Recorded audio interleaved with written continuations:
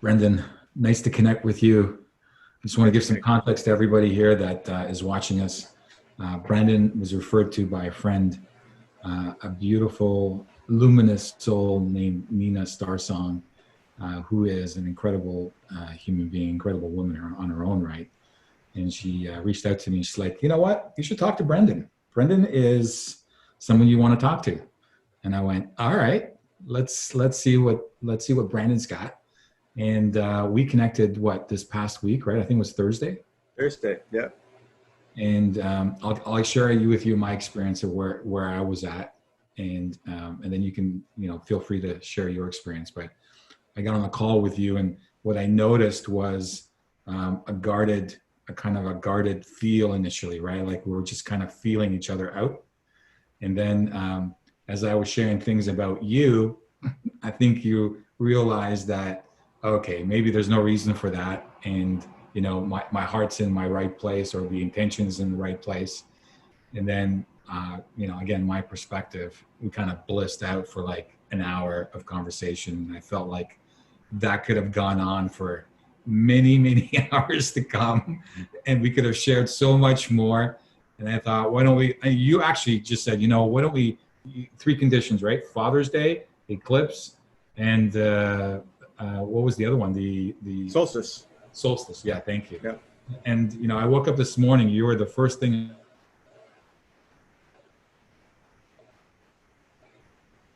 Like we got pause. Perspective. Please, I share it over to you now. I missed that last little bit. Looks like it got froze.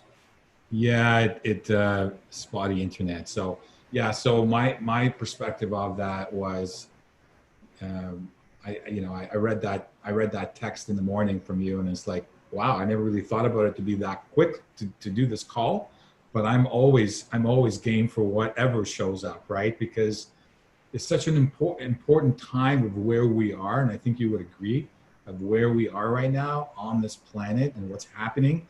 What people don't know is actually happening behind the scenes. What people will find out in the next 6 months to a year of what was going on behind the scenes. And to us kind of be in that process where we're ushering that new earth and get people through that. I mean, this is all beautiful as far as I'm concerned. Absolutely. Yeah, it's just thinking about it, and the new things that are unfolding, the new paradigm, the new way of masculine being, because we have to, as a society, relearn that and really step into what it means to be in our divine masculine. Because I know for myself, I have not had a good example of that. I didn't grow up with a father. When Nina first mentioned you, I really had no idea what we were talking about. I didn't know idea what the forum was about, the round table. I just knew that I had these chills down my spine. I'm like, I don't know what that is, but yes, please. So getting on the call with you, like I had this like, okay, what's going to happen here kind of feel. And then you start speaking. I'm like, oh yeah, I could totally relax around this guy. Totally kin, totally my brother. And we could just continue to talk and share and definitely resonate with you. So it was beautiful and great to connect with you. And I was actually meeting with my old roommate yesterday. Okay. And he's the one that mentioned, you know what tomorrow is? I'm like, no. And he's going through an interesting journey himself. He's taking a voluntary vow of silence for a little bit in his effort to consciously become a better listener. So it was wonderful to have a couple hour long conversation with him in that way. But one of the things he mentioned was today was the solstice. It was an eclipse, and it's Father's Day. And I was born on an eclipse. Oh, and wow. so, and I grew up without a father. And he came to this point where he mentioned something, and it triggered this awareness in me that I really had no idea what it feels like to have a father. I had no idea. I don't know that feeling. I had stepfathers, but they didn't stick around. So it was this like non-permanence and fleeting, right? And that awareness actually brought some tears to me. And I had to go in deep within myself. And I realized that in that moment, what I needed to do is refather myself. So I went back to myself as a child and really was that father that I never had. And it was kind of like I collected a piece of myself back. And then I knew when I got home, I'm like, well, we had mentioned doing this connection about the divine masculine. So here it is right in front of us. This is the perfect opportunity. So incredibly powerful stuff you've mentioned, and we're at the surface level now, and I think I'm curious to go in a little bit more, because there's so many similarities that you and I share, and it's interesting the journey of how one perceives reality, what they do with that, because we always have a choice. We always have the choice in duality. Oh yeah. So what I want to talk about, if we could, it's up to you, is what happened to your father? Did he pass away? Did he not? Can you tell me a little bit more about that? My father was murdered when I was 9 months old. So him and my mom had split up, and he was in Montana. He was native, and he was having a party, and he was celebrating kind of seeing his son because he never had met me. So she got a hold of her, and he was an alcoholic. But he told my mom that he quit drinking, and they were going to get back together, and or at least he was going to see me.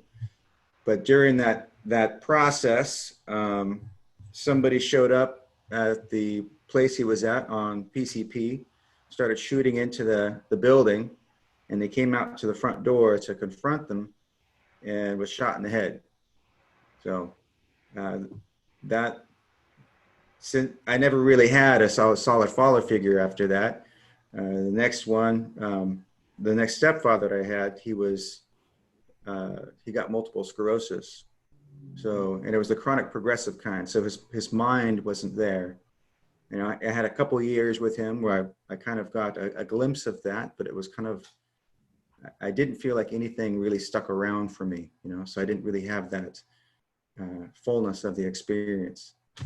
And later on too, she remarried, and I didn't have a very long experience with him either, not in a fatherly way. So that's really my only exposure to any kind of masculine authority. And I know I didn't really have any good role models, but it also drove me to become the father for my child that I never had. It's curious, right? And so what is that? I'm just imagining. Well, before I do, I will share with you my story. I did have a father, but my father was never around. So it's not like I had a father. I had no real emotional connection with my father. My father has an incredible heart, but because of all the demons that he was struggling and is struggling through, and I know he loved me dearly. That's not the issue. Though I had a hard time reconciling, because if I have a father, but yet I've had no meaningful connections in my life. There was maybe a few memories that I have overall. But most of the time, I see him as an absentee father. Not made an indelible imprint on me as a little boy and as I was growing up. And, I'm not sure about you, Brandon, but for me, the rage built, right? Mm-hmm. This as an adolescent, as a young adult getting into relationships, that gets all played out into the reality that I'm in, right? The fact that, I'm not loved, or I'm not worthy of being loved. Right? At least that's the mind, the conscious perception that I interpreted it had nothing from the truth, but without the context and the grounding of that, and so I'm kind of like leading you in a way, but I wanted to hear from you, what kind of impact did it make on you as you are looking for a strong male figure? to be led, to be guided, to be nurtured, to be ushered into manhood, as it were, right? I was always very empathic, and so I didn't understand it at the time, but there was this, it's like I missed my father and I didn't know why. And it was because I could feel him around me. So his spirit was very much present. And there would be times where he would kind of come through me, and I would channel words he would say to my mom, and she would look at me like she saw a ghost. What are you talking about? What's wrong with you? So it was this thing where I was longing for that, and I missed him, and I didn't know why. And it wasn't until many, many years later, I actually went to an ayahuasca ceremony, and I met my father. I had a full-on conversation with him, and he was a guide for me through the ceremony. And he was helping through many things. And one of the things that came out in that conversation with him is that he would not have been the father I needed if he were alive. I would not be the person that I am and need to be if he were alive. So his departure was a service to me. And I knew the truth of that when he spoke it, because, you know, I look back at the parts of me that I energetically and cellularly still carry it of that part of my family. In the native side of my family, there's a deep inner rage. And I could see it in my siblings that I actually met many years later. There's this underlying current that's not been dealt with for the most part on that side. And I could feel it in me. And I saw when I met them, there's this resonance there. So I know it was the best option. It was the best path. And it was a gift to me, his departure, as much as it was a gift for his showing up during that ceremony. And I think that the absence of a father figure also helped me come to a place to where I could choose how to define that for myself. So that's the beautiful gift in the absence of any kind of masculine figure in my life, like really solid, is that I could see what was lacking in those examples that I did have, and also just feel out something new for myself. And in that process that I did just yesterday, it really anchored that home for myself. Could we spend a little bit of time and just honor your father, just the memory of your father? Like, who was he? I mean, I want to spend a little bit of time on the lineage of his nativeness. You know, where did he come from? Or what were his belief systems? I don't know if that's something that's accessible to you, but I think for me anyways, it informs me of who you are, because all of this is a genetic trait that gets passed down to lineage to lineage, right? Well, I've been aware of something different in me my whole life, and the empathic nature, the psychic, intuitive nature of things, there's just the feeling different. So part of that comes from my cosmic heritage as a soul. And part of that also comes from, I think, this gift that was passed down on both sides of my lineage. So from my mom too, because she's also very intuitive. My father was intuitive as well, but any kind of he used to tell my mom it was that spooky shit. Oh, that spooky shit, woman. Freaking me out with that spooky shit. So he didn't quite accept that, or he's just he didn't quite accept it fully. You know, it kind of unnerved him a bit, like the experience of it. So he kind of blocked it out and didn't know what to do with it when it showed up. But she said it happened around him, you know, frequently. And I know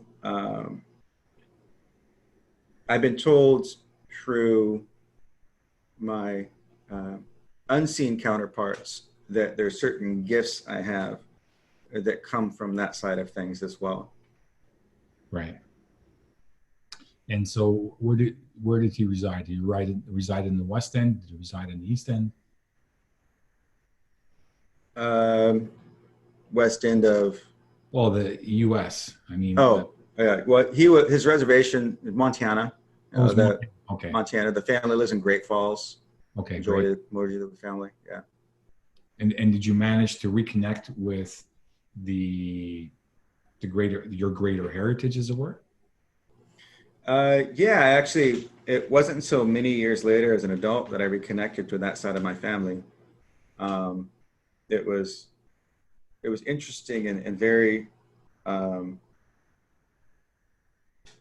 the whole story leading up to even him meeting him in ceremony was just magical.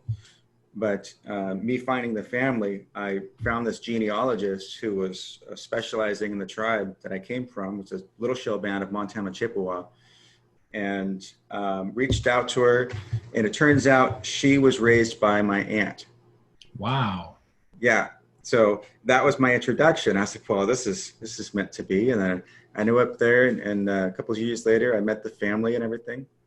Um, Now, before I sent out this, she was asking and inquiring about who my father was. And the first line of this email, of this outgoing email, was all I know of my father is his name is Alfred Joseph LaPiere. He was in the Little Shab Band of Montana Chippewa. And this was the first line of the email. Many years later, I was preparing for my first ayahuasca ceremony. And I kept hearing people tell me, I have a lot of intuitive and psychic friends, and I feel your father around you. And every time, for the little while, every time somebody would mention him, I got an email in my inbox from me to me. It was that same email, and it had no from, like there was this blank, but it was from me. And it was that first line, all I know of my father. So it confirmed what they were saying. Your father is around you. And at first it happened on my phone, but not the computer. Then it was the computer and not my phone. And then when it was sure I got the message, it was just both. But it was like for that whole month, that right before that ceremony, I would get these emails from him every time somebody would mention him. So it was very beautiful and a great lead up, of course. Well, and that's the magic of life, though, Brendan, right? It is. Because our belief systems, and most of our belief systems are structured in such a way that it removes the everyday magic of every moment of the full potential of what it could be, right? Oh, yeah. And the things we could do when we are really stepping into that limitless space are just incredible, amazing, and completely magical. Right. And the inverse is possible too, with certain caveats, with certain caveats as well, because a cosmic law prevents us from doing certain harmful things to one another. Well, to a certain point, but there's retribution, as it were. There's accountability for that at some point, right? So it is, for the most part, I see it as something to be in awe of and to be in joy of, because what I'm interested in creating is more love on this planet, and to connect with more love and joy with each other, because that is something that is completely fragmented us as a human race. And this is what I see happening moving forward, is all of us being connected under love. First of all, love within ourselves. So the fact that you can love yourself and give yourself the love. And then when you can do that, bringing down the heart walls, actually understand what love is and its full potential, and then radiate that and connect that with other people.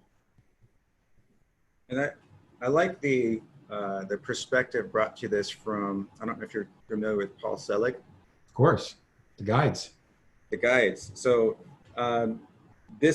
it was a really good teaching for me, because it just accentuated everything I already knew from my other, my inner explorations, my experiences, and what I understood about quantum physics, right? In quantum physics, the thing that you're observing, the particle is either the wave or the particle, the photon of light is either particle or wave, depending on your expectations as the observer.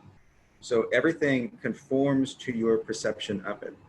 And part of what they say in the teaching of the guides is it's your perspective of another that gives rise to that individual in that manner. Exactly. And so when you redefine or let loose of all your definitions of that person, you give the opportunity for them to step into that space. And so when you feel and view all those around you as extensions of Creator, and see them as divine, and see them as holy, and honor their heart, honor their love that exists within them, as you honor yourself, then you give them the opportunity to step into that for themselves, even if they are not currently seeing that.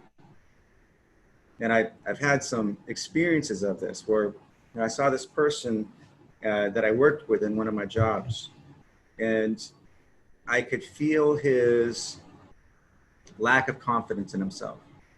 I could see it in his body language and behaviors. And he hardly said anything to me. He just kind of looked up and said a couple of words. And as I'm observing this, as I'm witnessing this, I paused for a minute and said, how can I perceive this in a new way? And right then I kind of stepped into myself in this place of observing him stepping into his power, into his confidence, into his light, and really being free to be fully himself. And as I felt that from him in this new perception, it wasn't 20 minutes later that finally he came into the room and he started talking to me for the first time. And he was really upbeat and we had a full conversation.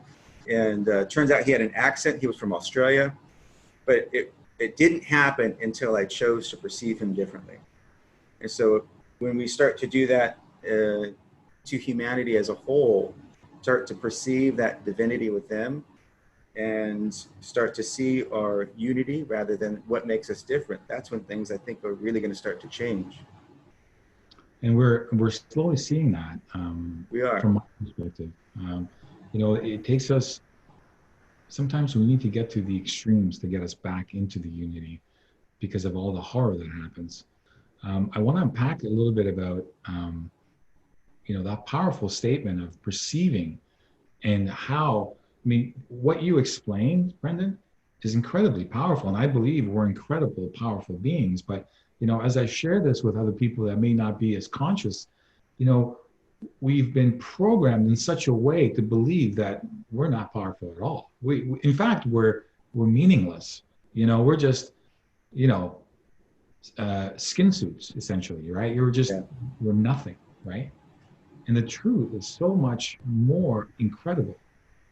That small exercise, as you've talked about, is what shifts reality, what shifts consciousness. When done in masses, it actually shifts consciousness. It elevates everybody. Absolutely. And science, I've shared with you with heart math. Heart math has proven to some degree with the not so much the morphogenic field, but with the electromagnetic frequency of the body, and the effect and the potential influence it has on other electromagnetic fields, other bodies. So these electromagnetic fields, they have the carrier waves is what emotional content is carried. And as we are, and it's quantum too. So as we're having this conversation, you can feel what my heart is beating, and you can intuit what my heart is beating. And that, if you're conscious of it, we could have a much more meaningful conversation because you're aware of my sensitivities, I'm aware of your sensitivities. If you're not that aware, you just have like this gut feeling. This is what the gut feeling is all about. Because that power goes through the heart first, then the brain, and then your gut. The three brains, as it were, as science has now started to prove, right? So yeah, incredibly powerful. I just want to reinforce that for people watching it, to say that our thoughts are the most incredibly powerful thing, and it starts with the thought. Yes, absolutely. Very, very powerful, which is why I find theta healing to be so powerful. That's one of those things that really got me focused on the power of the belief system and the fact that we're all running on these programs. And you don't, some of the programs don't really have a whole lot of emotion to them. They're just the programs that you're running. They're inherited, they're collective, they're individual. They're just programs. You can remove those. Some of them are emotional ties. So you have some sort of trauma in your life, and you assign it these emotions, and then these emotions you assign a story to them, and this is what collectively gets lodged in your body, in your energy. But anything and everything about our experiences, to a large degree, it can be removed and restated, reprogrammed. Something Reintegrated. reintegrated. And the degree to which that is true, I think, really depends on a person's ability to focus, the intensity and the embodiment of that focus. How closely they are able to really resonate with that what they're going after. But I lost my train of thought on that. Well, no, speak a little bit about theta healing. For people that don't know what theta healing is, speak a little bit about theta healing, because it's an incredible modality as far as I'm concerned. So yeah, I began my energy healing spontaneously. And basically it started on its own when I was in Iraq. My mom was sick. And I'll digress a little bit and I'll come back. Yeah, absolutely, absolutely. And so my mom, I was very connected with her, and talking about that resonance and that other way of communicating when you're open in your awareness. I knew when she wanted to call me, and she knew when I was going to call. She's like, "Oh, Brandon's going to call. I need to be home in 20 minutes." And she would walk in the door and the phone would ring. It'd be me calling her from Iraq. So she was in California. And so we had a very close bond, of course, and she was hyper vigilant on that because of my location being in Iraq. But I was also very aware of what was going on in her internally. And there was a point where she became suicidal. I could feel it. I knew if I didn't act and I didn't do something, she would make that decision that she couldn't take back. And so I was reaching out to the universe and basically saying, "I'll do anything. Show me what to do." And it was this open plea, just saying, "Show me," that really manifested in the form. At first, I found somebody who was a very overpriced Reiki healer. And I was like, "Oh, well, she must be good." And so I got a session, and my mom's like, "Oh, I don't want to die today." I'm like, "Well, that's a start." and it's still pleading to the universe, like, "Show me what to do." And it was that morning I got in the shower, and this hologram of her light body popped up in front of me. Wow. And I could see it like visually in front of me. And I filled her body with light. I saw this dark spot in her abdomen, and I raked it out. And I zoomed out, and I could see the whole property, and I was moving and shifting the property as well. And going back and forth, and this lasted like 20 minutes. I tried to call her, couldn't get a hold of her. The next day it happened again. And again, these really intense waves that I could feel. And finally I got a hold of her, and she said the first day she felt these waves that were so intense that she had to lay down, and she passed out for 18 hours. Wow. The second day it happened again, and she passed out for 12 hours. And then she woke up, and she was pain-free, happy as she's been in 15 years, outside gardening. It's like she didn't have anything going on whatsoever, because she also got some other health conditions, degenerative disc. She had a tumor in the brain, fibromyalgia. And none of that seemed to be affecting her after that.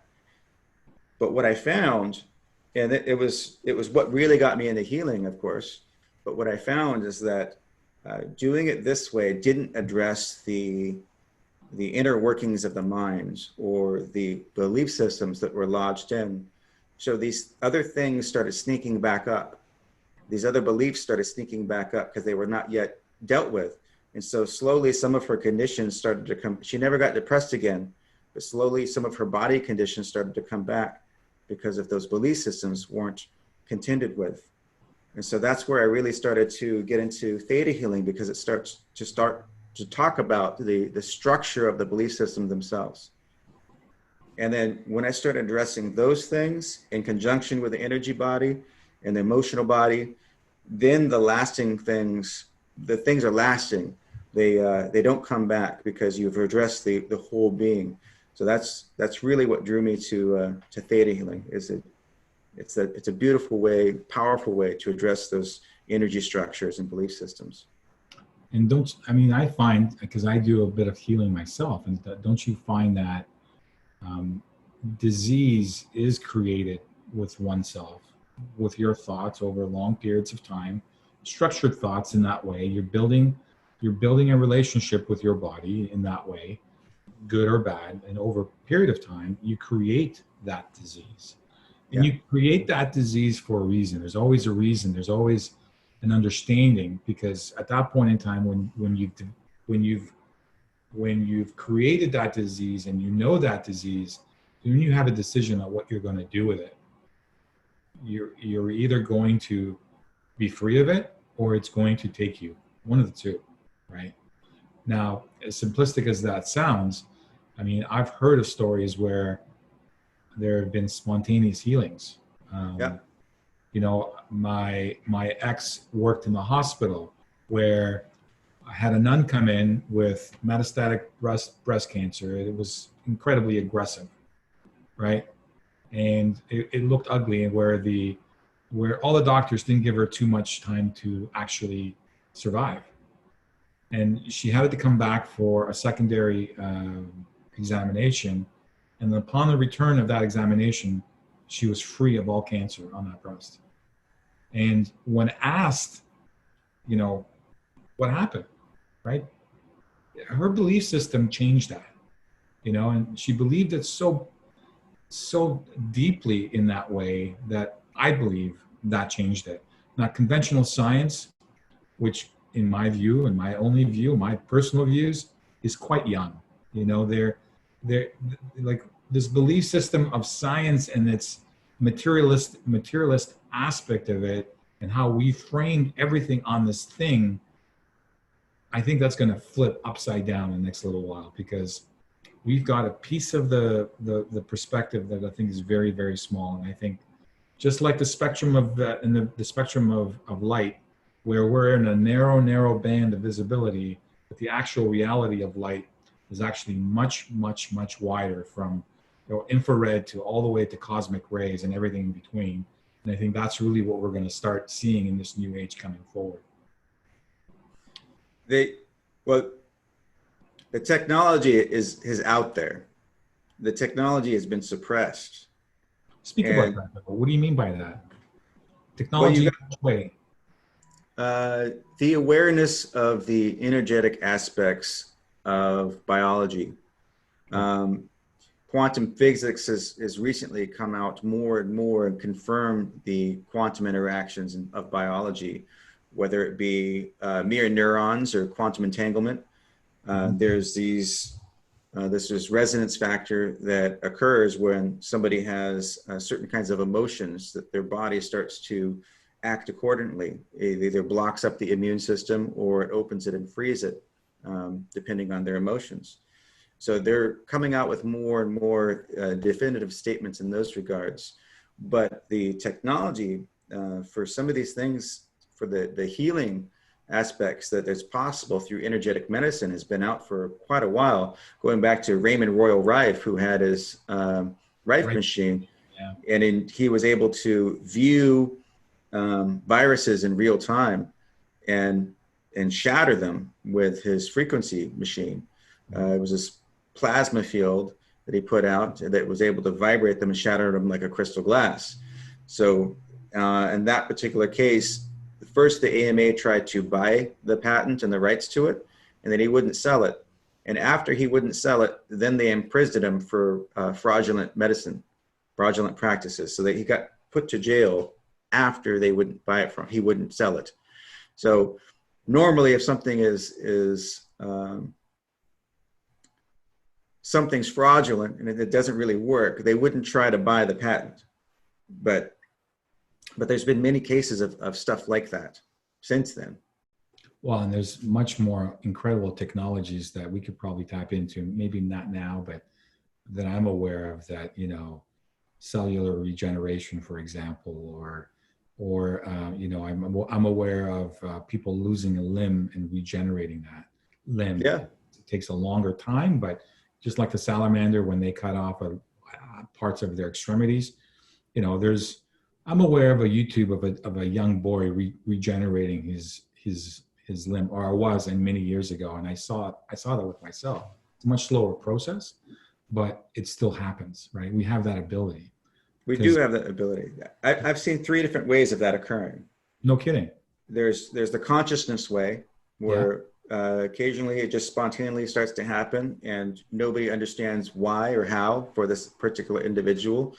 There's another example of somebody who chopped the end of his finger off, and his brother worked at a model, or he chopped the end of his finger off because he worked at the store that produced model planes. And his brother was a scientist, and he had this powder that came from the bladder of pigs, and they broke it down to stem cells. And so he dipped his finger in these stem cells, and his finger grew back from that. He just had to have that open wound for the cells to grow into, but completely grew back bone and fingernail and everything. And then there's also the case studies of electrical stimulation to where it grows back. So, yes, I'm familiar with that as well. The stem cell, there's been a lot of conversation in the early 2000s about stem cells. And I found it interesting in the way the conversations have been going back and forth about, it's such a sham, I think, personally, and such corruption in oppressing these things, because obviously it's within our benefits. Mm-hmm. I like to think science movies really telegraph us or tell us what's actually out there right now through science fiction, but we call it science fiction, right? It's incredible what I think, like if you're actually paying attention to science fiction movies, I think everything's possible. So when I see Star Trek, or when I did see Star Trek, in the late 70s, early 80s, and I saw the comms and I saw transportation, at some point down the line, I thought, this stuff actually exists. How can the imaginative mind be that fertile to describe something so precise like that?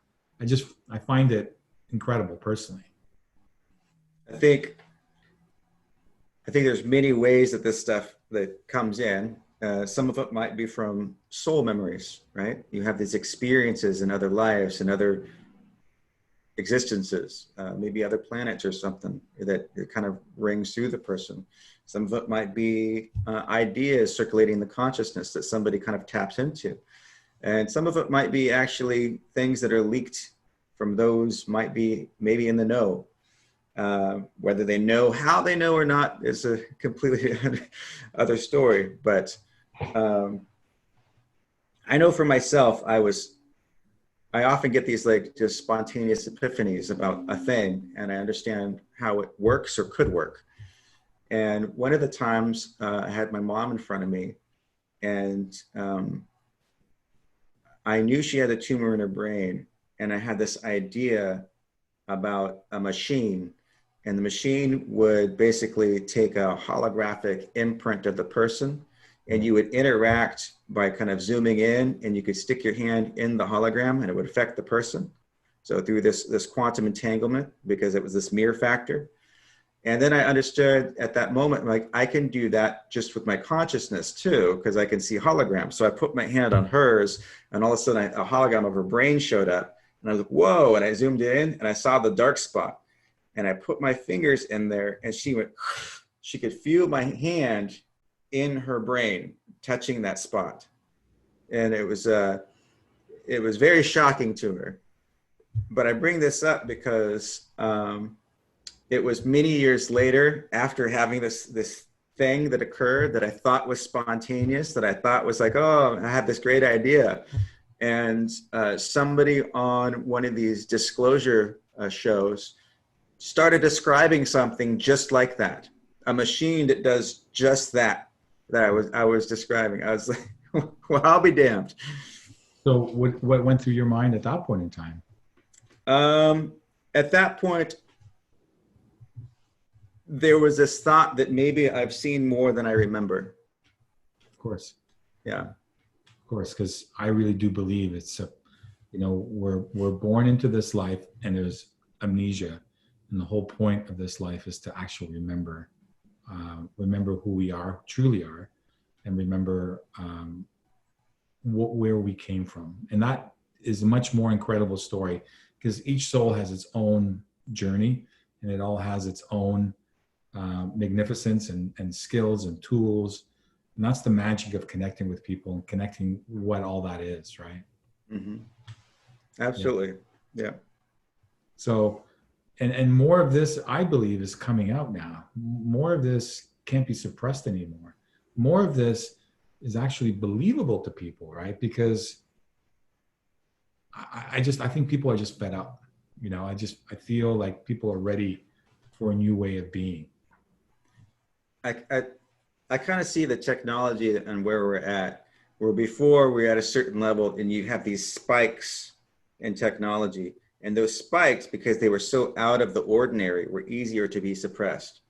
But we've come of our baseline up high enough that it's pretty hard to suppress any of these technologies anymore. A lot of the newer stuff is mirroring those spikes. A lot of the way those newer stuff works is mirroring what was known previously by the individuals who developed those breakthroughs. And so it's becoming more known, and as it becomes more known, it's being harder and harder to deny as a whole. Yeah, and as you're talking about the technologies, one that comes to mind, and it probably will resonate with you, is Tesla. Well, absolutely, yeah.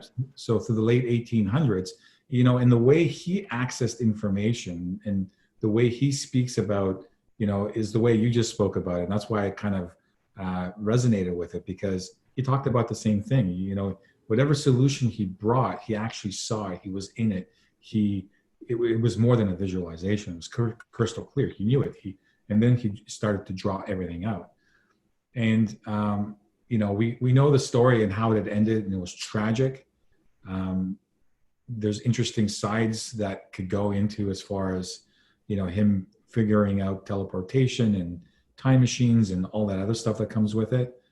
But, one of the things that I'm thinking quite often actually is, because I really do believe the 20s, in my view, the 20s were the zenith of spirituality. It's one of the nexuses in time where spirituality was actually at its peak. We were very spiritual in that point in time.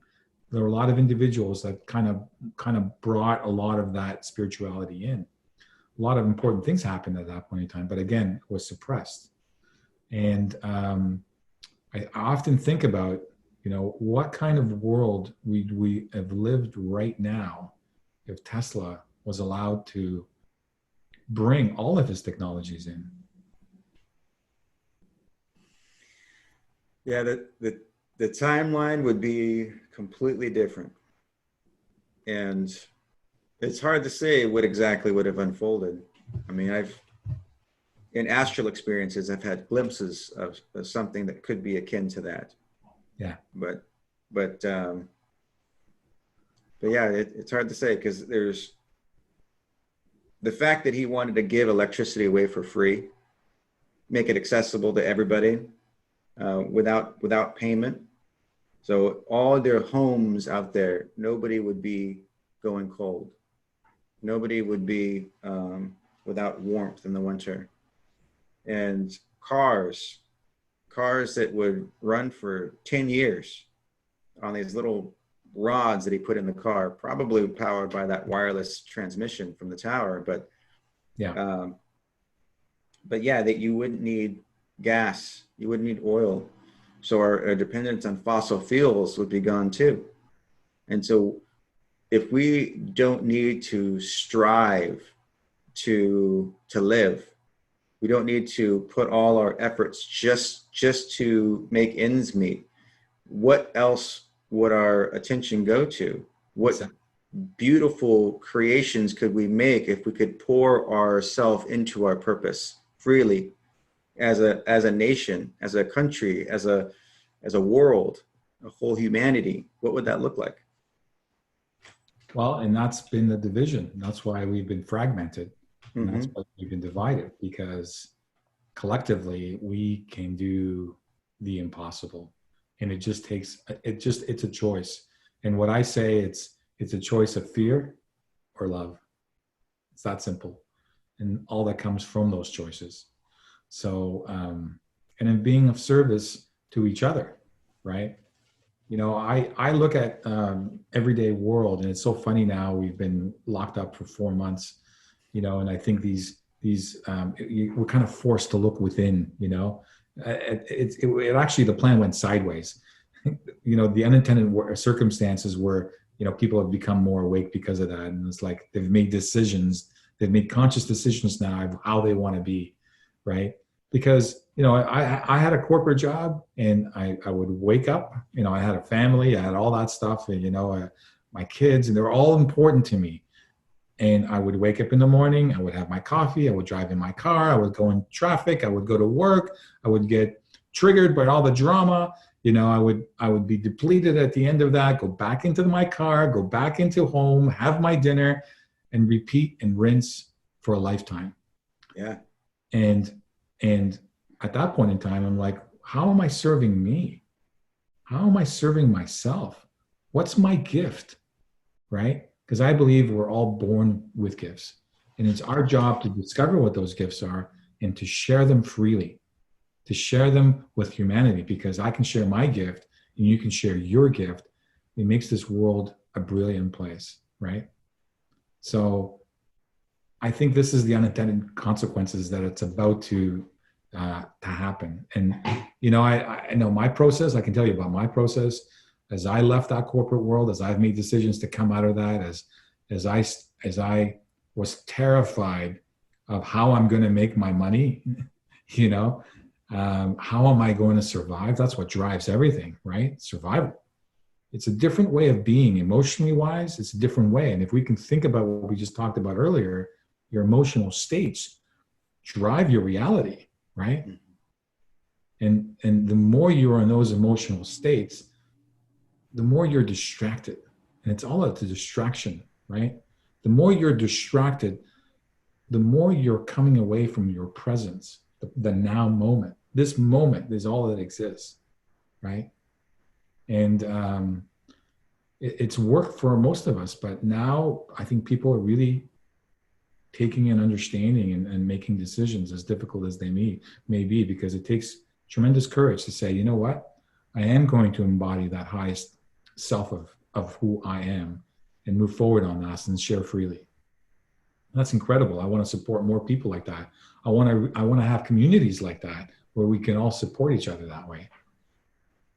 Yeah, me too. I've often dreamt of being in a community where everybody is supporting each other that way and thriving, and really working together to build a beautiful world for ourselves. And as we build a beautiful world for ourselves, be the examples for the rest of the world to also build something beautiful for themselves. And that's one of the dreams of mine. And I know right now I'm still working to break through and escape that part of my day-to-day work life, so that I can do this more often, more frequently, more sustained, and then focus all my attention on this, all my attention on my service to others, to the gifts that I have to share with people, to the experiences that I have to share that can help people understand maybe their own a little bit better. Well, and you just speaking, what you're just speaking, it resonated with me very highly.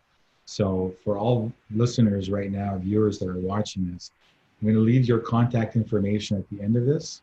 And I encourage highly to connect with you, Theta Healing, and even consulting services, because I think you can do some of that as well, right? Yeah. Yeah. So I think that's going to be an incredible gift you can give to yourself, especially as you're trying to negotiate what's going on in the world right now. And I have the utmost confidence in your abilities. I mean, I think you're an Oh, incredible individual. So thank you. I encourage everybody to connect with you that's resonating with this. So um, let's go back to the divine masculine, because we kind of took a little bit of a detour, and I want to come back to that again. And Yeah. how, and so what's your perception of what's going on as far as, because divine masculine and divine feminine, and you're going to be part of the divine masculine table next round.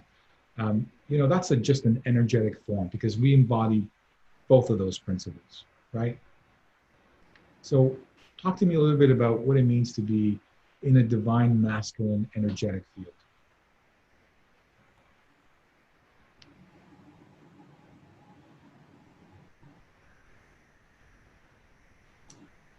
I think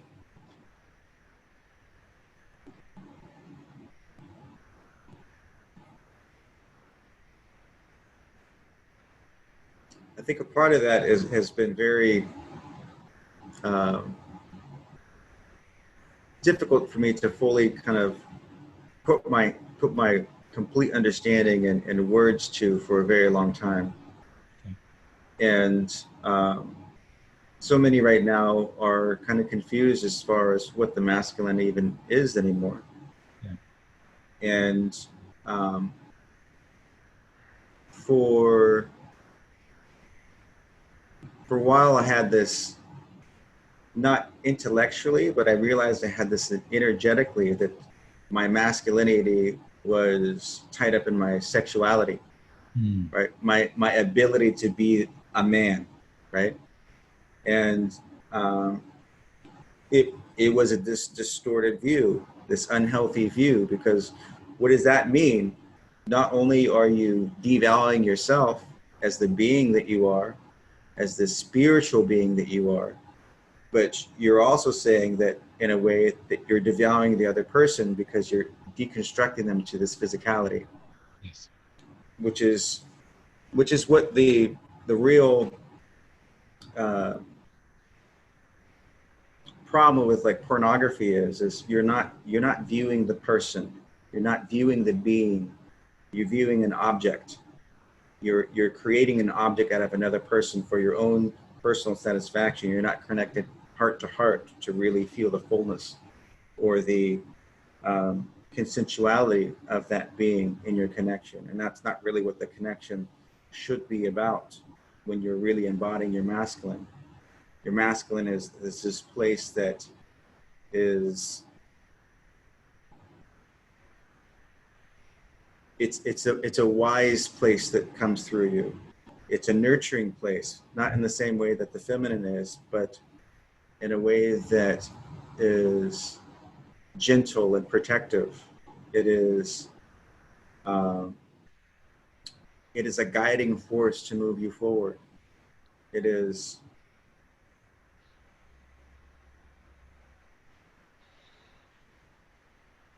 when I went back to that experience yesterday to refather myself, there was something I was looking at, is what exactly this feels like for me. What does it feel like to father myself in this way?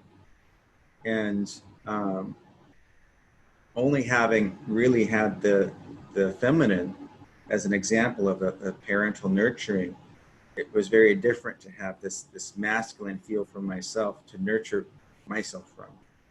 And it was still nurturing, but it was like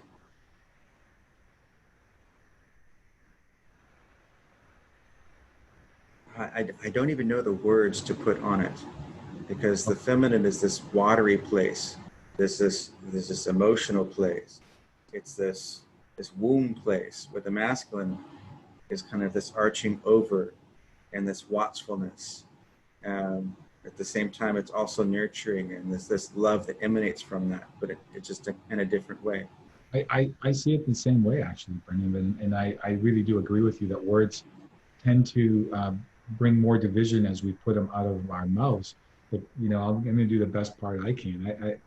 For me, femininity or feminine power, feminine energy is all about creation, the power of creation, the power to um, uh, be love, the power to love, and the power to send and receive love. the truest power in the universe is love. Everything else is under that, in my view.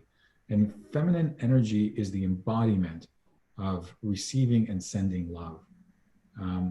And that is such an incredible creative force. This is what how worlds have been created. And in doing so, I think, and I see that as a womb place as well. And you know, it's within ourselves as well. I mean, the masculine physical form, but the masculine association, the masculine energy association, I see it as a guide, a directive impulse in shaping this massive creation force, because otherwise there'd be no form, right? So the masculine's responsibility or role maybe is to guide the feminine creation force and to protect it and to anchor it and to in the same point embody it, right? It's only when those two connect in that meaningful way that you get the manifestation of whatever is being created. Yes. Right. And isn't it curious again that there's so many divisions talking about the feminine and masculine physical, right? There's so many divisions about that. And I don't know about you, I'm so tired of just focusing my attention on divisions, and I don't want to take away from everyone and how they feel and, you know, the pain associated with it. You know, it's happened. It absolutely is meaningful. But the more we spend time in that, the less we spend time in the world that we could create, which is peaceful, joyous, and full of love. And abundant. That's the other thing. Abundant. I think there's a key component there that to not focus on the divisions, and a lot of the experiences in the world that are on the surface supposed to be focusing on the equality really are highlighting the divisions. Of course. You know, I would never call myself a feminist.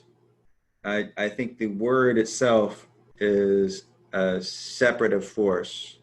I agree. Because it is polarized. And no matter how you define that word, it's a polarized word. Now, the principles in which people claim feminism to be, those I support. Agreed. But I would call myself an equalist, because it is without regard to one's gender, one's race, one's religion. It's the equality of all beings, the worthiness of all beings. And that's why I would say that I'm an equalist, because the word breathes unity, not highlighting separation or the strive to be equal. And I think that as long as you're striving to be equal, you're really creating more division. And that's really how creation and manifestation works. Right. Is the more you strive for something, it's really telling the universe that you don't have it and you're pushing it away from you. But the more you recognize the state of being that you're trying to attain as the truth, as the way of being, the more you create that in form. So I think it's unnecessary to redefine that aspect of really what we're going after. And that's huge. What you just said there, that took me years to understand, you know, because everyone, you know, from, you know, all the teachers that are out there right now, and I've never really had a guru per se where, you know, I've always looked up to someone. I've looked up to a lot of people, but I've never really been a devotee of someone that I followed and only followed. I just think that's just, you're setting yourself up, I think, in my view anyways. So I just followed a lot of people and took the gems of what everyone has talked about. And I always got caught with the principles of manifestation.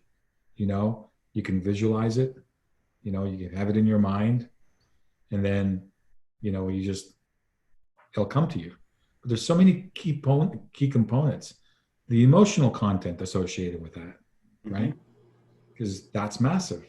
knowing that what you want and being in that space with that emotional content, that's part of the key manifestation. And once you've have that, it's knowing that it's already happened. It's already happened. You've created it, let it go. So embodying that is part of those principles. And now I'm playing with the embodiment of that, because that's a whole different, that's a whole different, that's a whole different understanding, embodying what you want, what you want manifested. And it's actually playing with that now and seeing, okay, tweak this, tweak that, forget about this. And it's so much fun. It's like a lab. It is. It is. It's the reality lab. Absolutely. That's a great name, actually. Reality lab. Yeah. I'm thinking out loud here, and I'm a dreamer and an idealist by birth. And I think, wouldn't it be great where we can have schools where we actually can teach kids the real principles of living and reality from a very early age, right? Yeah. Right. That's one of the things I've dreamed about doing. And something happens when you get psychically active children, a group of them, and you have kids who aren't so much around them, as it sparks and awakens that within them. Of course. Same is true for ET experiencers. Every ET experiencer is a psychic. Mm-hmm. Not every psychic is an ET experiencer. Mm-hmm. And basically, by the mere proxy of your exposure to these beings who are awakened in that manner, you awaken that within yourself. And even if you don't remember the experience, some of that is just locked in. Locked in, exactly. Yeah, and it's all to do with DNA, because, and that's a lot of suppressed information. Your DNA transmits light, and your DNA within your being has certain codes that only you have, per se. And so when I'm activated, or when I'm in my being and I can actually transmit that, you can pick it up. Plants do the same thing. When you talk about ayahuasca, I remember an ethnobiologist that I read way back when. First part of the book was all about, his work in Brazil, but the second part of the book is to do with ayahuasca and what he understood taking ayahuasca, right? And in the process of taking ayahuasca, all he understood was what was happening in reality without the medicine, which was our DNA are communicating with other living DNA. And that's how we are receiving information. We may not understand it. It comes in a very indirect form, and it may come out as a dream. It may come out as a deep knowing. This is how things are discovered, right? I think it should also be understood that it's the DNA, but it's also much more than that. Mm-hmm. It is our beingness, that in our natural state of beingness, we are our intuition, because there's no filters. It's the embodiment of the human form that creates the distortions, which adds on these filters due to emotions and belief systems and so forth. And sometimes it's that part of the DNA that's maybe been shut off, sometimes purposely, sometimes inadvertently, but it's been shut off. So I see the DNA itself, as the body itself, as the receiver of potential that our beingness is. And our beingness is the intuition itself, because we, as a splinter of creator, have access to all that we allow in our experiences. And we just merely have to be open enough to allow that to manifest. So part of that, and I really do think we have access to all that we imagine and desire. Yes. And I've had many experiences throughout my life of these, the energy of this embodied enlightenment, and sometimes very profound ways. So my very first ayahuasca experience that I mentioned earlier, it was there were so many teachings within that. Well, one of them that I set myself up for a whole month prior to that is I wanted to embody my God self, to really step into the completeness of my form and its potential and experience what that was like.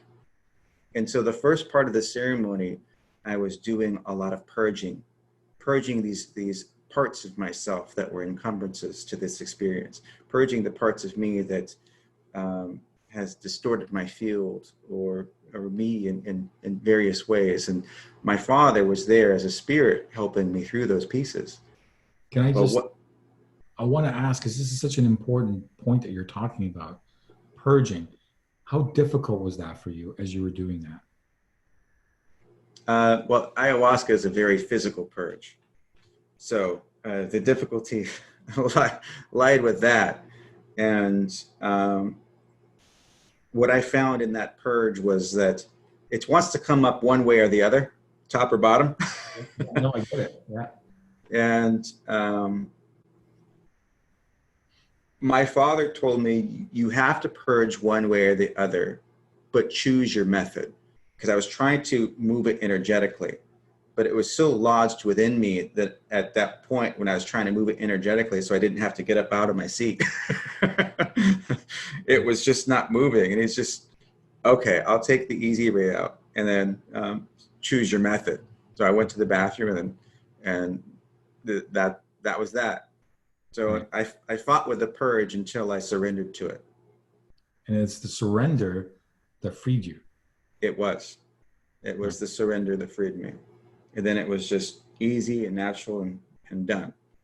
And it was the giving of all of that in the process that allowed it to be as easy as it was. I let go of that energy completely. I let go of that problem completely. I chose not to entangle myself in that completely. I didn't have to have a solution for that. I just had to release it. And that's the surrender. And I think, sorry, I just want to, this is such an important moment. For me, the surrendering is what creates those issues for both men and women. I see a lot of people not knowing how to surrender, not knowing how to let go of the things that they're holding on to because they don't even recognize that they're holding on to something. And that's one of the key components, to recognize what you're holding on to allow yourself to let go. And sometimes there's those very small things running in the background, and you think it's this thing on the surface that you're contending with, but it's really this thing in the background that's driving everything forward. Yeah, so subtle, but so very subtle. Yeah. But please continue your story with ayahuasca. So after this purging moment, after the purging experience, and I had released myself into this fresh openness, there was a being that appeared in front of me, and she opened up my kundalini, and it shot through my crown, and there was this burst of light everywhere, and the room filled with this light. And I hear my ancestors around me, very tribal way, chanting and singing and celebrating my return to myself. Wow. And it was just an amazingly powerful experience.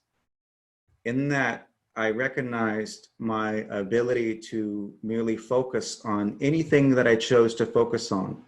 And all the information and knowledge of that was released to me in that focus. So any question that I had was instantly answered because my focus was on the question in expectation of the answer.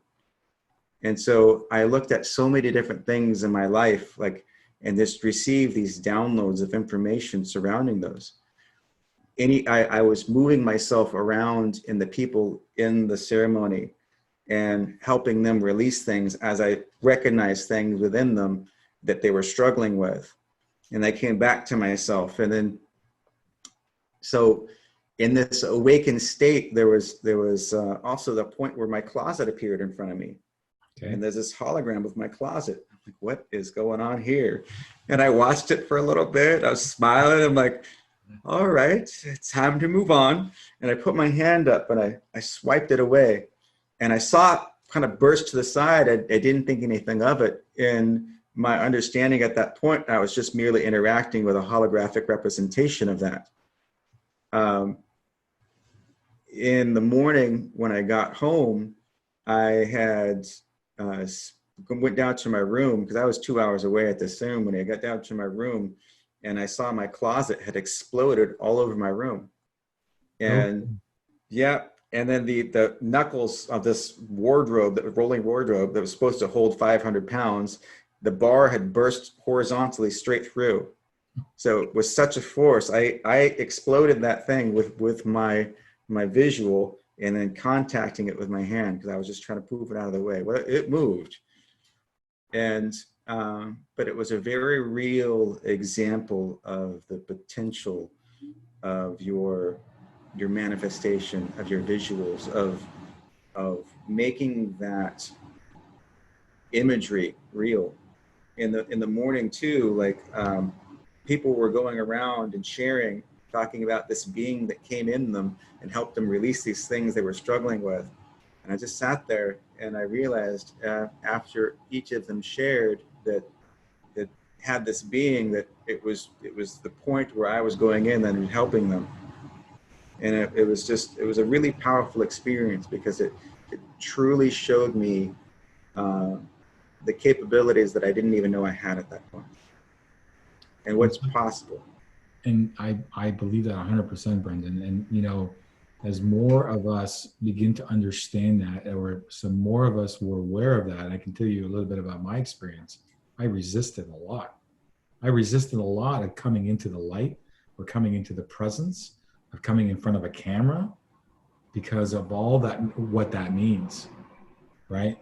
You think about, of all the things that we've lived, because we've been here before, in my view, we've been here before, and all the persecutions and all the deaths and all the pain that came with being the light, right? So taking accountability of that and just saying, you know, there is a purpose, whatever that purpose is, and my responsibility is to accept it for what it is in that now moment and see what happens.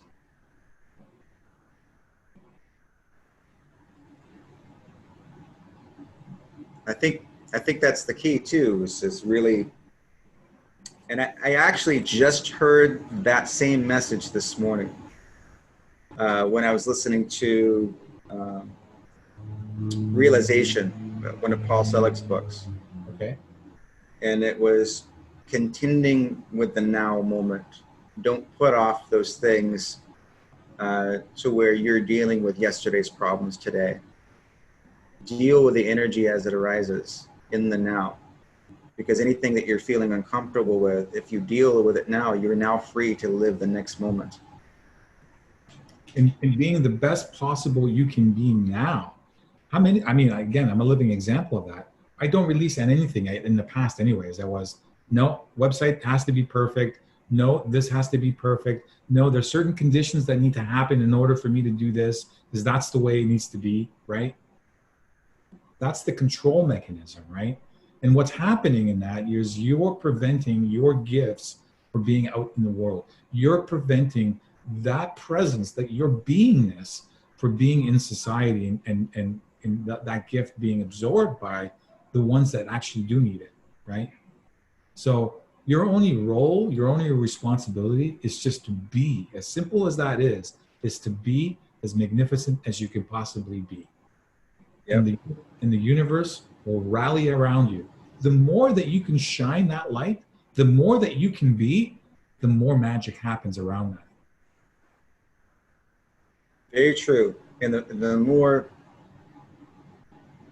more I find I release those distortions, those encumbrances that get in the way with you and your connection to Creator, like for me, you know, with my connection to Creator, the more of my true self just really flows through me in its authentic form. And I've channeled professionally before.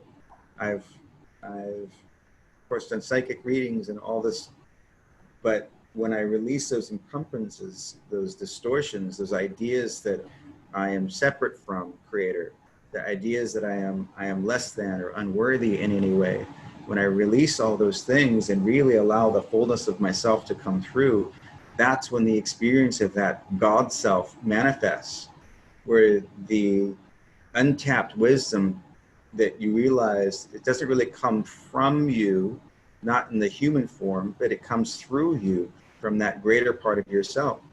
And that's the place that has access to everything. Absolutely. Absolutely. More awareness of that.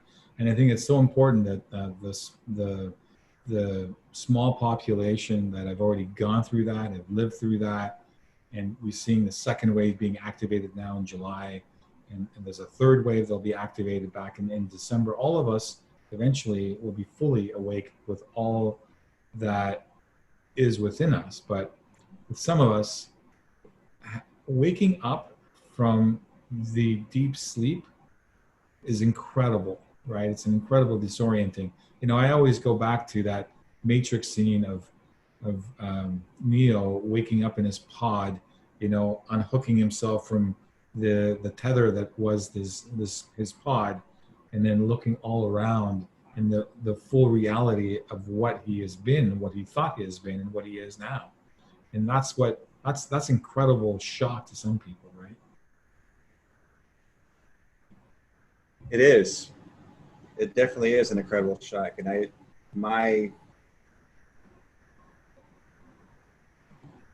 the foundation of my awakening occurred when I was in Iraq, because I was meditating 1 to 3 hours a day. And I was there for a year. And why did you need to meditate? Is that something that you took upon yourself? Was there a need? Was there a new discovery? Like, tell me why, because people in general don't meditate or don't see any value or see it as a fad. It's not a way of connecting with the divinity within, right? So I recognize there was a place in me that was longing for something more than myself. Hmm. And it was a seed that was planted many, many years prior. The seed was planted actually when I was 17. And a friend of mine, it was my girlfriend's cousin, but he was feeling very down and out, and I could feel this in him. And I didn't know exactly what was going on with him. And he asked if he would talk with me. I could talk with him for a little bit. And so we grabbed the bottle of his aunt's wine, and we went up to the top of a hill and sat and had some wine together. And I started to kind of listen to him and shift his perspective and give him hope that he didn't have, and give him understanding of himself that he didn't have. And I was just there being myself, really, and sharing what I had to see and my insights on it. And that at the end of that conversation, he thanked me, and he was really grateful for me talking with him. And he also shared that he wasn't going to tell me this, but he was planning on killing himself that night. Wow. And that conversation changed his mind and saved his life. And I was a bit taken back and shocked by that, but also very grateful for my being there at the time I was. And when I started driving off after I know drinking and driving. We'll just skip that part. Yeah. But when I started driving off after I dropped him off, I felt this incredible presence. It wrapped itself around me, and it was like God, Creator itself, completely encompassed me and held me. And it was such an amazing, beautiful feeling. And I started crying. It was so amazing and so beautiful. I couldn't help but have this flood of tears come out. And the love that I felt being held that way, it was like 1,000 angels were singing around me. And I didn't know about anybody else's version of who God was and what was spiritual or not spiritual, and the things you read, or the teachers or pastors you come across that are teaching you about their version of God. And I could put all that aside, and what I knew in that moment was, this is who Creator truly is. This is God. And I knew I had touched it and experienced it. And so after that, there was points in my life where I was reaching back for that and didn't know how to find it. And I had gotten to the point in my life where I just knew that something was missing and I had to find it. And I've looked so many other places and not been able to get back to that place. And I knew there was only one place left to look, that was with myself. And so I had to leave the life that I was living, surrounded by the people that I was surrounded by, to break the pattern of being myself that I was being in that moment, so that I can find something more. And I knew that. And that's what brought me to the choice of going to Iraq, because I didn't know what was going to be there, but I knew it was going to be important for me. And then meditating as much as I did, the 1 to 3 hours a day, because truthfully, I didn't really work a whole lot over there. I had more free time that I didn't know what to do with. So I chose to spend that time mostly meditating and watching some movies too, of course, and going to the gym. That was my life over there. Well, the work that you did do was important, and you were a Marine there, right? I went there as a contractor. Okay. So I went there after I got out of the military, and I worked on perimeter security systems, so night vision cameras. And Right. so I managed a crew of people, managed this area of operations of a few different bases. But when there was nothing broken and I didn't have any soldiers to train how to use the equipment, my day was pretty much check in, Right. confirm there was nothing to do, and then go about my business. So it gave me a lot of time for introspection, a lot of time to really dive deep into myself. But that time over there was also very,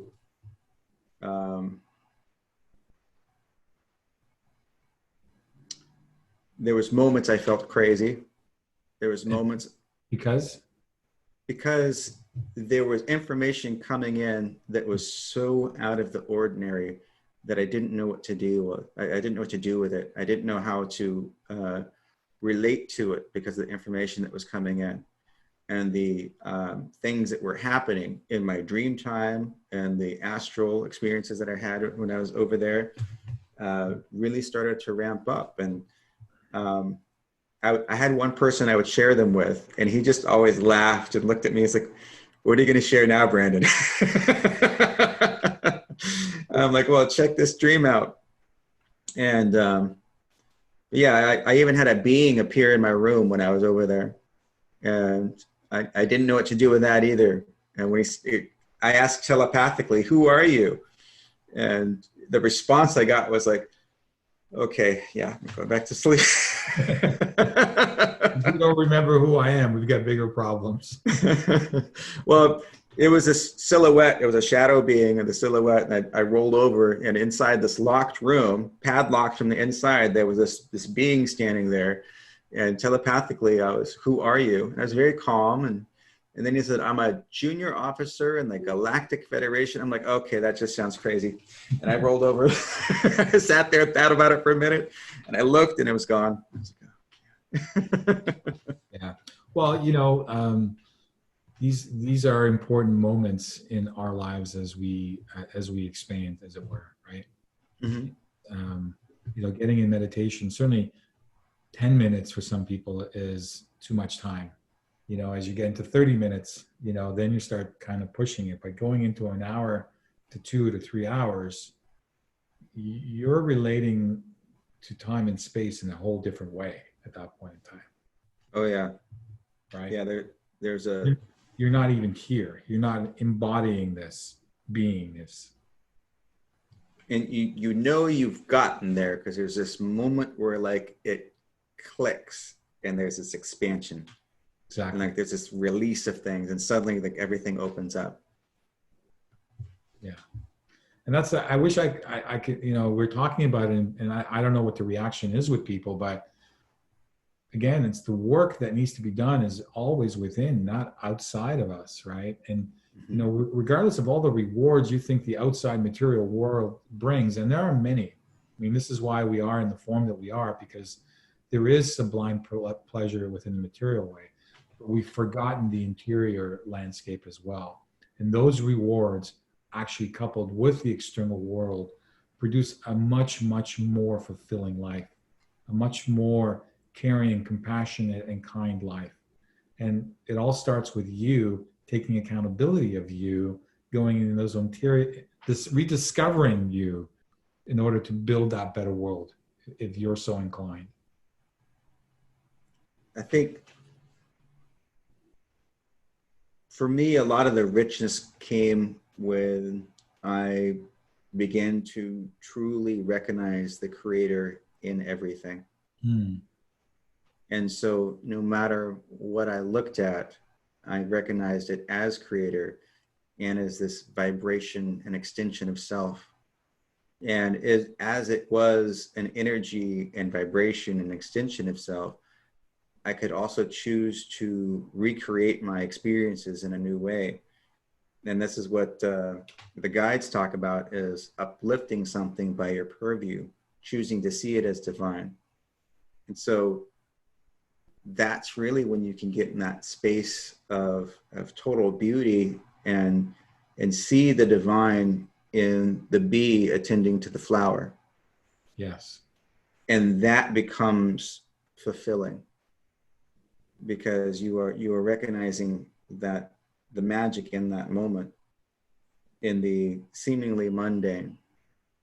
But as you recognize the moment of the mundane being magical, you can also like expand upon that to where all your experiences are magical, are expected to be magical. And then you recognize the power of yourself to choose your creation. So I have a job to where my experience of my environment is constantly moving. There's people coming in and out, and I can see the effect of my inner vibration on my environment. So problems might occur, and suddenly if I dwell on the problem expands. If I release the problem in that spiritual surrender and I say, I don't know what to do with this, I'm giving this back to you, creator, universe, take this, and I start to feel the solution in my beingness, then the problem solves itself. And so part of that is that exercise for me has been really a real powerful example of how to recreate the things I see in beauty. So. Well, I see all of this changing for you next week, personally. So I think your reality, just the mere fact of you reaching out to me, and not that I'm anything special, but just the fact that we're having this discussion and these words being uttered has just reshaped all of reality, I think, for you moving forward. So I'm curious to see what unfolds, because I see just amazing things unfolding for you in the next little while. I feel that too. It's, I was just talking about this yesterday. And before, when I have these huge visions, because I'm a visionary, I have these huge visions and these huge aspirations for myself. And the vision can get this big and I can see how it will all turn out. But then the disconnect me prior has been from where I am to that. Then I start to recognize that space in between, and I focus on the space in between, and it starts to get in this place of overwhelm and overload. And what do I do with this?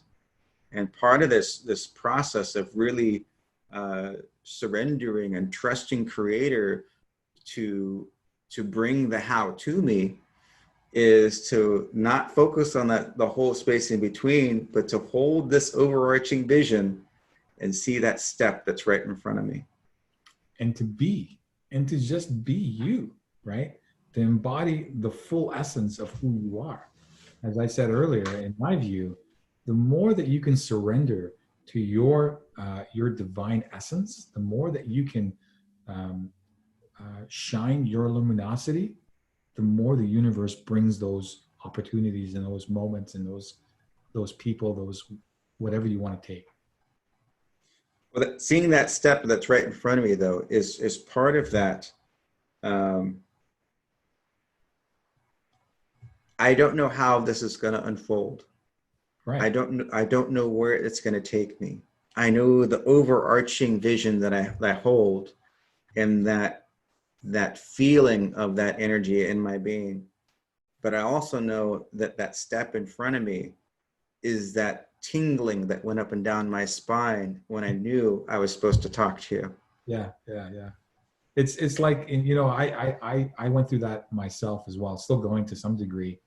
And it's like that void, that chasm of darkness, but you know that you got to leap into it, because the moment you leap into it, that's when your wings come out. Oh yeah. Yep. Yep. And so many of us, and me included, this trepidation, this resistance, this of jumping into the chasm because of all what we know about when you jump into dark chasms, right? You eventually die, right? And all the fear that comes with it. But you know, my lessons for the last year and a half has been faith and trust. And these are just two small words, but they embody so much meaning within them. Oh yeah. Those are simple sounding, but very profound. Yes. And the embodiment of that word, those words, is I think very difficult for most people. You know, that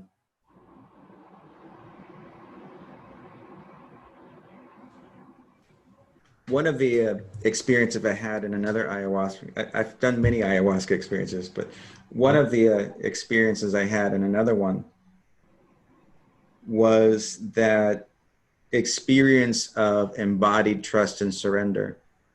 And what it felt like in there, and this was basically what that whole process was trying to teach me of what it was like. It was like the creator was wrapped around my and encompassing my whole body, and each step and each movement of mine was not my own, but it was something puppeting my body and moving in the direction that I needed to go. And I recognized myself moving from point A to point B in the room, but it was really something else moving for me. And it was me surrendering to creator the process of my movement. And it sounds kind of simple because I'm moving from one side of the room to the other, but it was really this understanding that it was teaching me in that movement of really trusting that I don't have to hold on to all those processes myself. I don't have to hold on to the knowledge myself. I don't have to keep anything. I don't have to struggle to move, but I can just trust and know that creator's going to carry me to exactly where I need to be. Yes. That's the faith. Yeah. Wow.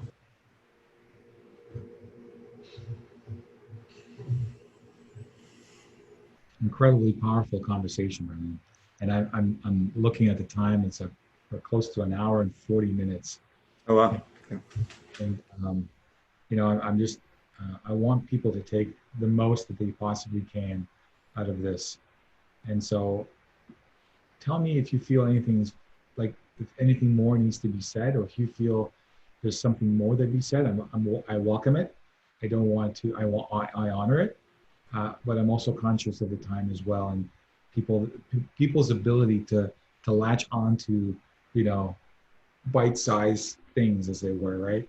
Yeah, I don't want to have everybody trying to drink from a fire hose. Yeah, not yet, anyways. Not yet. Yeah. Is what we talked about is exactly that, and I hope that down the future we can go down that rabbit hole and explore together, because we we kind of have this collective amnesia that we kind of shared a little bit about that I want to talk about too. And I think there's going to be some magic in doing that as we unlock memories and what I remember and what I'm feeling, and you know, you doing it with me on camera. I think that could be magic. I think so too. I think so too. I think if I were to share one parting thing for today, it would be the notion of the experience and the energy of the day itself. You know, the solstice, the eclipse, the fact that it's Father's Day at the same time, and really utilize this energy to rebirth ourselves as the masculine, and to really like surrender that all you believe to be true about yourself as a father, as the masculine, what do you believe to be true that is required of the masculine, and then pour that into Creator and really ask with the depth of your soul, show me what it means to be embodied as the divine masculine. Show me my potential as the divine masculine, and make that your prayer for the day. That's incredible. I'm going to leave it at that. I want people to resonate with that. As we take that moment to resonate with that, you're going to forward me contact information, because I know people will want to reach out to you, especially for Theta healing and for consultation.